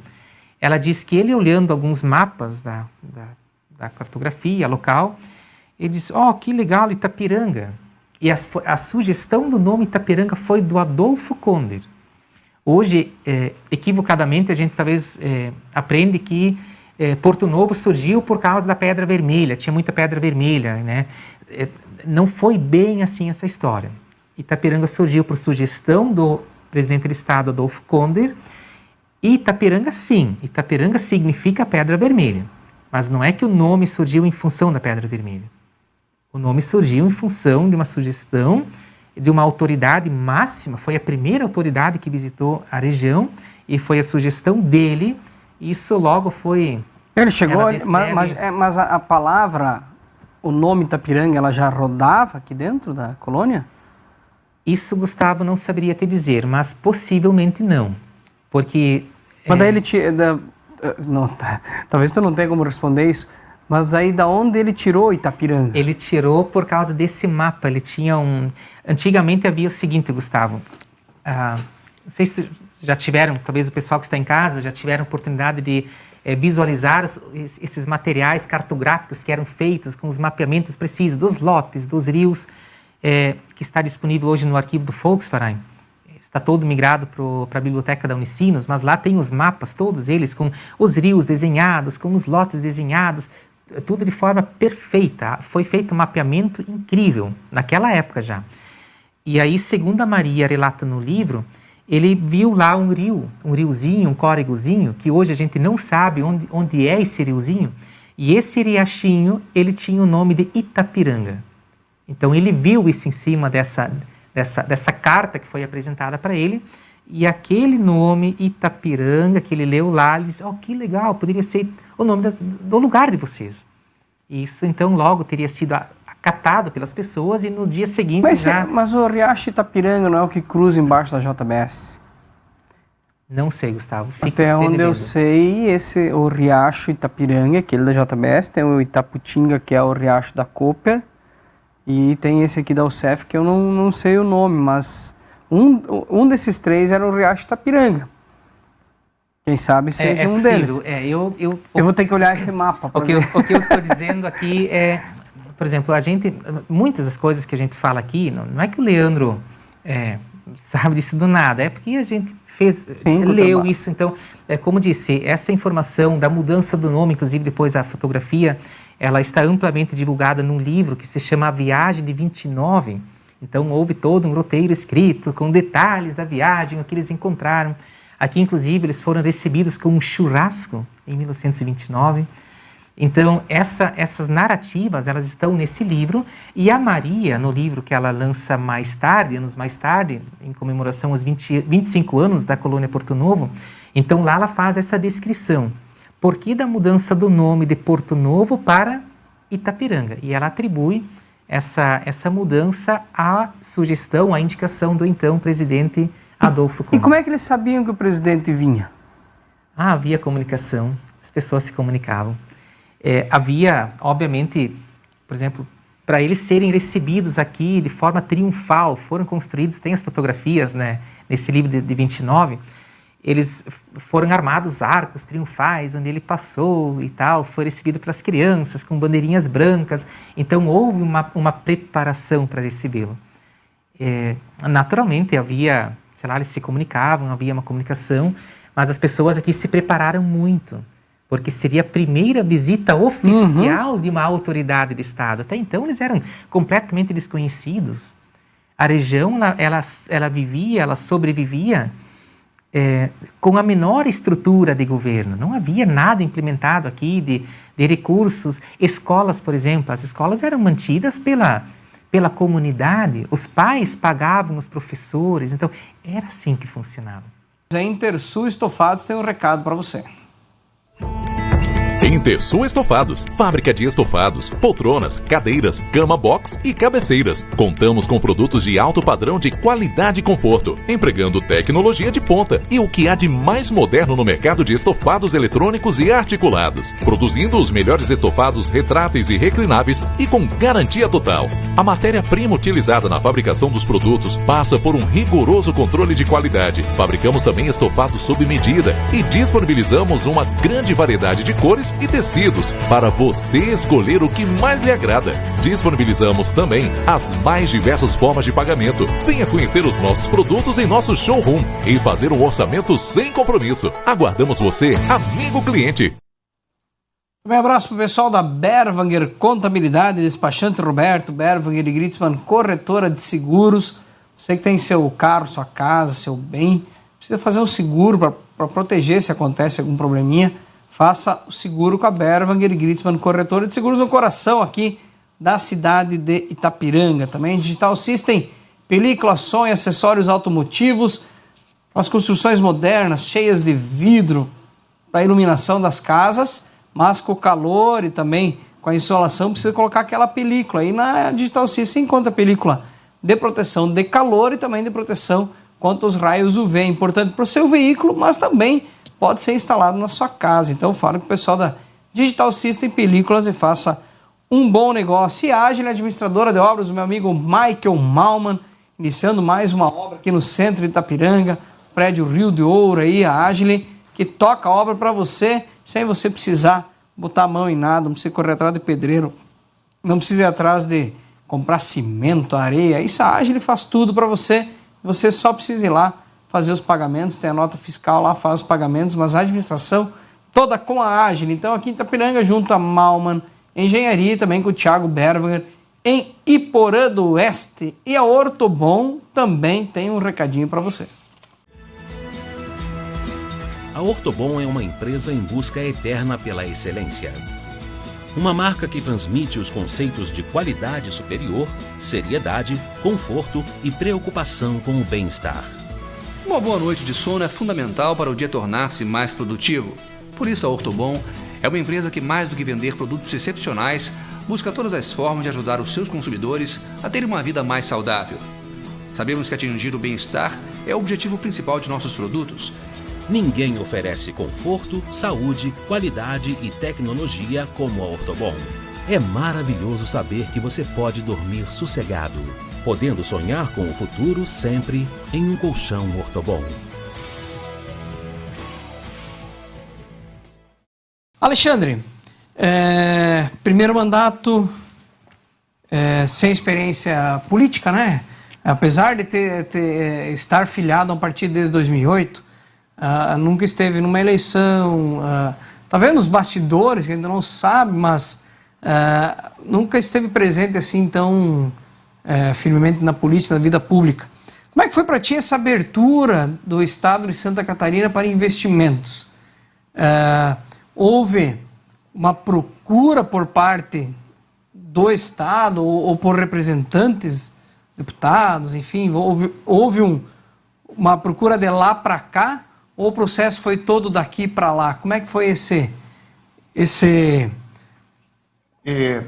processo? Então, a minha primeira ida a Florianópolis foi no final de novembro, começo de dezembro, eu não vou lembrar bem a data, onde fui visitar e conhecer, e a gente tem alguns deputados nossos aqui, né?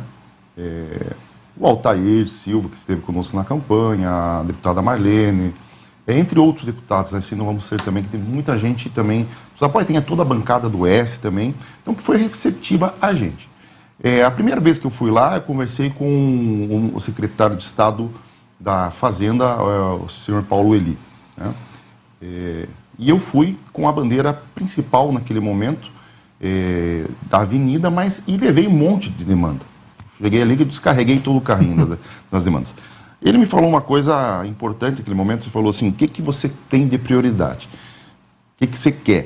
Ele falou que você pediu demais, é muita coisa. Ele falou, foque em uma coisa. Então nós tivemos o primeiro foco na avenida, que era uma coisa grandíssima, uma coisa... Você imagina um convênio de 12 milhões na avenida, isso para você fazer de uma maneira, com recurso próprio, administrativamente, são anos, não é um mandato só, né? Então, a gente até nem tinha a expectativa de conseguir esse projeto. E aí a gente começou a focar mais na questão da avenida. Aí estive conversando com outros secretários, principalmente na relação com o secretário de Infraestrutura, Thiago Vieira, depois o Altair também esteve na Secretaria de Agricultura, né, está... E aí, o que eu fiz? Nós já tínhamos bem claro que estava bem encaminhado, que as coisas estavam andando bem em relação à avenida. E nós tínhamos a questão da ITG. E com essa coisa, assim, não pede muito, senão quem tudo quer, nada tem, eu peguei o projeto embaixo do braço, era um projeto esse projeto da avenida da ITG faz anos que existe, um projeto de lá de 2008, 2009, tinha sido feita uma atualização em 2018, né? E eu peguei esse projeto embaixo do braço, fiz um ofício, fui lá falar da avenida, porque a minha reunião era da avenida. Mas aí no final da conversa eu falei, olha, eu também estou no município, a gente tinha um movimento até agradecer a todos que tiveram um movimento pro ITG ali, né? Várias pessoas, também não vou citar nomes, senão a gente esquece e fica chateado. Então, várias pessoas, encabeçado lá com o vereador Bastos também, e eu falei, eu tenho que representar, eu tenho que fazer meu papel aqui, né? Então, eu protocolei lá o ofício pedindo o asfalto da fronteira. Já tinha data do governador vir para anunciar a avenida, e a fronteira estava morno a coisa, né? E aí nós começamos, eu reenviei de novo esse projeto, através de um link, de novo para o secretário, e o secretário começou a me procurar, começou a trabalhar no projeto da fronteira. E entre todos ali, claro que ele consultou o governador, consultou a bancada do S, consultou todo mundo, e ele me ligou poucos dias antes do governador vir, escuta, se nós fizermos um convênio, vocês tocam a obra? Eu falei, mas claro que sim. Que dúvida. Então, a gente não tinha certeza do anúncio do asfalto da fronteira até ali os últimos dias. E deu certo. Acho que foi uma coisa, um grande golaço aí do governador, já falei isso. Ele sempre tem falado nos seus discursos também a questão que não importa se é ITG, se é CC, se é BR, o importante é que quem trafega ali é o munícipe, é o catarinense, né? E essa é a linha que a gente tem trabalhado. E eu comecei a bater nisso. Eu falo, nas postagens, na nossa conversa, por que é importante a Avenida do Uruguai? porque é um corredor que trafega caminhão, que trafega a agroindústria, que trafega o agronegócio, né? Então, você tem que demonstrar a importância de por que ele vai colocar o dinheiro ali, né? Então, acho que a gente teve esse trabalho de convencimento de todas as pessoas que estavam envolvidas dentro do governo do Estado. Com a ETG é a mesma coisa. Qual que era a bandeira? O desenvolvimento de toda aquela região, que vai daqui até Tunápolis e depois segue para frente ainda, chegando em São Miguel, que cria um corredor, um novo corredor de tráfego também, que ajuda a desafogar o 163, né? Então, tu vai criando essa narrativa para você vender o teu peixe ali para conseguir o recurso. Isso deu certo. Estivemos conversando com o prefeito Marino nesse mesmo processo lá, a gente de Tunápolis, que agora teve o anúncio que também, né, depois ele conseguiu atualizar o projeto. A questão da SC 283, né, eu tive com o prefeito de Mondaí, né, no gabinete do secretário de Infraestrutura. E nós dois pedindo pela SC, ou pelo menos expectativa da SC 283, né, esse trajeto que vai de Itapiranga até Mondaí, 54 quilômetros. Ele falou, eu preciso de projeto. E eles não tinham expectativa de fazer projeto. Inclusive, eu com o prefeito de Mondaí, conversamos de repente, nós elaborar um projeto, entregar um projeto para o Estado para em algum momento que isso aconteça. Passou um tempo, o secretário nos liga, olha, mandei licitar o projeto da SC 283, que é a licitação apenas do projeto, mas já cria muitas possibilidades, né? Possibilidades do próprio governo investir num futuro próximo, né? Mas vamos supor que mude a narrativa, dá a possibilidade até da gente conseguir uma emenda parlamentar e conseguir fazer trechos, então cria um monte de possibilidades a questão desse projeto de acima de 3 milhões de reais, né? Não é uma brincadeirinha, dá quase 60 mil por quilômetro de projeto, um projeto que vai demorar para ser feito, porque não é de um dia para o outro que se faz um projeto dessa envergadura. Então a gente vai criando essa narrativa e vai indo atrás das coisas que precisa, que o município necessita, dos gargalos do município. Hoje o trânsito ficou ainda melhor, porque a gente já conhece mais as pessoas, conhece mais os gabinetes. Eu também nunca tive dificuldade em me relacionar com pessoas, então acredito que esse é o papel também do prefeito, ir lá, eu sempre falo, vender o município no bom sentido, né? Fazer o porquê investir em Itapiranga, né? Então, em Itapiranga, a gente tem milhões de motivos para investir em Itapiranga. E, Miguel, tu teve aquela oportunidade na década de 90 e 2012, foi? 2012? Isso. Foi candidato a prefeito de Itapiranga. Como é que foi isso, Miguel? Como é que foi essa construção de primeiro teu nome vir a ser um possível candidato, de ser um pré-candidato, depois passar por uma convenção e se tornar candidato a prefeito? Como é que foi essa construção? Na verdade, o MDB tinha uma história de diversos governos, alguns com mais sucesso, outros com menos sucesso. Não teve governo que não contribuiu, independente se foi governo de partido A, B ou C. Todos têm. Eu digo assim, todos os ex-prefeitos merecem o nosso reconhecimento, porque todos tiveram boa intenção, todos colaboraram, uns tiveram mais êxito no seu mandato do que outros, que é normal. Tem empresário também que tem mais sucesso do que o outro, assim como tem político que tem mais sucesso. Então, o MDB lá como eu falei antes, né? Áureo e Domicílio não conseguiram se reeleger, perdendo para Vuna e Milton. Na sequência, Vuna e Milton foram para a reeleição contra Jorge e Trebien. Tiveram êxito, certo? E aí chega 2012. O MDB faz o quê? Busca um empresário, um cidadão. Mas por que o MDB ficou nessa sinuca? Passada a eleição, onde Jorge e Trebien não tiveram sucesso contra Vuna e Milton, teve um jovem professor, amigo particular da nossa família e amigo meu, chamado Milton Hahn, e disse, na próxima eleição eu serei candidato a prefeito. E vou iniciar hoje o trabalho, não a campanha, vou iniciar hoje o trabalho de construção do partido, de buscar amigos, de buscar parceiros, de formar uma grande nominata de candidatos a vereador e ter sucesso na próxima eleição. Se eu trabalhar bem, eu vou ter sucesso. E ele disse, Miguel, você vai ser meu parceiro.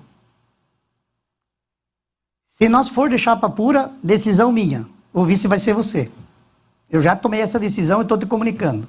Se nós tiver que coligar com outro partido, aí provavelmente eu vou ter que rever minha posição, porque daí eu preciso abrir mão para trazer um outro partido e oferecer a função de vice. Isso é natural numa coligação que tu quer construir.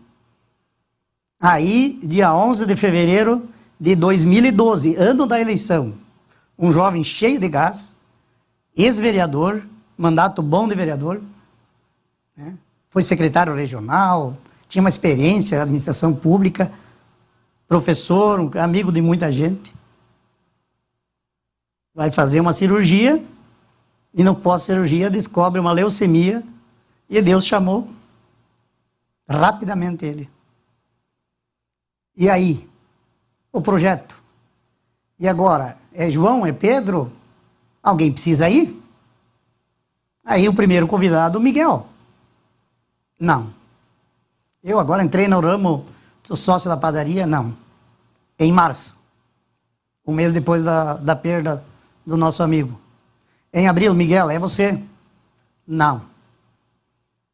Não é o momento, eu não me preparei, é ele que se preparou. Eu vou ter muita dificuldade. Em maio, vamos, Miguel? Nós temos que fazer a convenção, não sei o quê. Eu disse, não. E aí chega junho, posso às vezes errar um mês. E aí o partido chama e diz assim, o MDB tem que decidir, ou é Miguel Schneider ou é Jorge Welter. Mas nós estamos sem candidato. Aí o partido conversou com os dois, conversou com ele, o Jorge conversou comigo. E nós aceitamos em fazer uma consulta prévia ao partido, aquilo que se chama de pré-convenção, ou consulta às bases do partido para ver quem vai ser o candidato. Foi reunido todo mundo no Jucrila, todos os filiados, simpatizantes, organizado pelo diretório. A gente não se envolvia, porque eu era pré-candidato, ele era pré-candidato. Eu aceitei fazer a pré-convenção até para ver o que o MDBista esperava do Jorge, esperava do Miguel. E aí ele teve a oportunidade de falar, eu tive a oportunidade de falar. E aí o partido abriu a consulta através de cédulas da escolha. Colocava na urna se você queria Miguel ou Jorge de candidato. E aí teve um momento assim onde me caiu a ficha, porque eu já tinha dito 3 não. Eu não tinha me preparado. Porque eu sabia que o candidato adversário já estava definido. Era o meu amigo, Milton Simo. Eu ainda estava meio na indefinição do vice, mas já estava praticamente escolhido que o vice dele seria Tarcísio Kummer. Dupla forte. E eu entrar no jogo aos 45 do segundo tempo, se isso acontecesse, mas eu achei que nós não ganhávamos as prévias. E de repente veio a informação assim, chegou o secretário do partido e leu, o Partido do Movimento Democrático de Itapiranga, na noite de hoje, em consulta à base do seu partido. Nesse momento, anuncia o resultado de quem será o próximo candidato a prefeito do MDB de Itapiranga. E o nome escolhido pela maioria do partido, Miguel Aloysio Schneider. Meu Deus! E agora, José? Como é que tu vai dizer não? Eu vou dar o quarto não. Aí chega a família, o povo quer o Miguel. Que seja o que Deus quiser. Sem estrutura, sem dinheiro, abrir mão do emprego, abrir mão do sonho de ter uma empresa.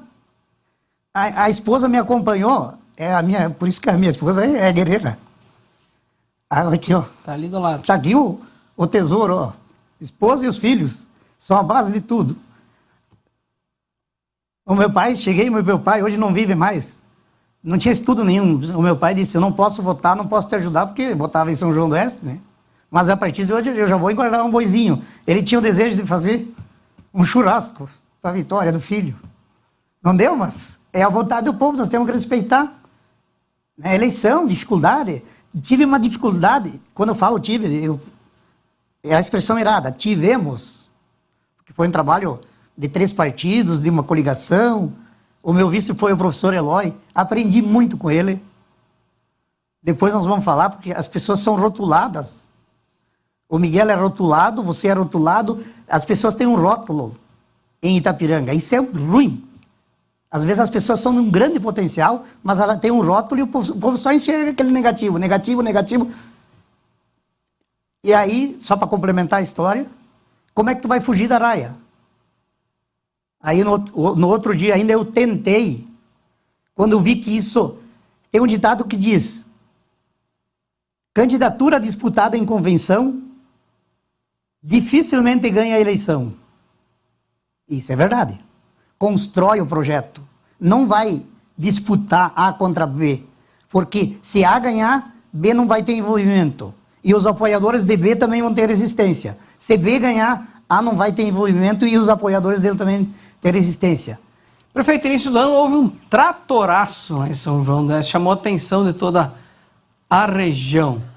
Esse tratoraço foi uma reclamação junto à prefeitura? O que realmente aconteceu naquele tratoraço? Qual era a reivindicação? Pois é, Gustavo, a gente dá risada até hoje, né? Então, na minha avaliação, é um efeito colateral dos adversários aí que perderam a eleição. A gente sabe que houve muito investimento financeiro no adversário e acabaram perdendo a eleição, né? E uma forma, assim, de enfraquecer o governo, né? Então, tinha um objetivo claro, querendo derrubar meu secretário de Agricultura, o Rogério Oreixe, né? O Rogério foi um cara muito importante dentro da eleição, né? Assumiu a presidência do partido, estava junto, firme na coordenação da campanha. E o Rogério, numa qualidade, assim, muito boa como ser humano e também como profissional, né? Ele é muito bom em planejamento estratégico. E aí acharam que, fazendo tratoraço, uma pressãozinha assim, boba, que iam derrubar o secretário, né? Muito pelo contrário, a gente estava firme, né? A gente sabe, né, que a gente assumiu com muita coragem, com muita determinação, estamos firmes, sabendo o nosso propósito, né? E aí, turma aí, de bobo, então houve patrocínio, houve muita fake news, então muita mentira se contou, e o povo saiu correndo, acreditando nas mentiras do WhatsApp, né, que se passou ali.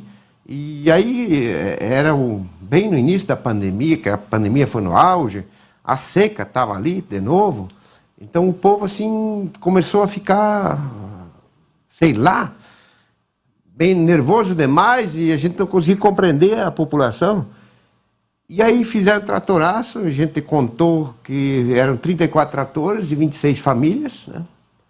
E gente que não tinha nada a ver, protestaram contra melhoramento genético, né?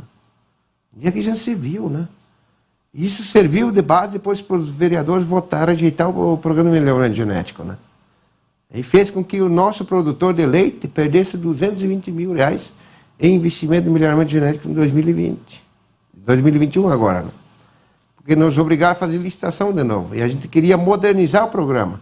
São João do Oeste tem um rebanho genético ali. Em qualidade genética, eu arrisco a dizer, o nosso rebanho holandês é o melhor em qualidade genética do estado de Santa Catarina, né? E a gente já sabia lá em janeiro que nós ia ter dificuldade com a nova lei de licitação que vai entrar, que não vai mais permitir que se faça uma ampla descrição e que se faça uma descrição para conseguir direcionar e tu comprar um material específico da qualidade que São João do Oeste precisa, né? Nós temos vacas de altíssimo padrão. Em São João do Oeste tem vaca ali que na primeira cria, a base de pasto, 2 ordenhas, chegou a 55 litros de leite dia. Isso é algo fantástico, né? Vaca de 60 litros na segunda cria, de 70 litros. Isso nós temos de punhado lá dentro, de centenas de vacas, né?